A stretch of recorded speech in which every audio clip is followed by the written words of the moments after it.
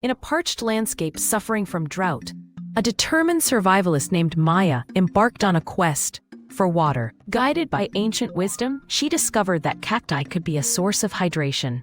Carefully, she chopped into the succulent plant, savoring each precious drop as the sun blazed overhead.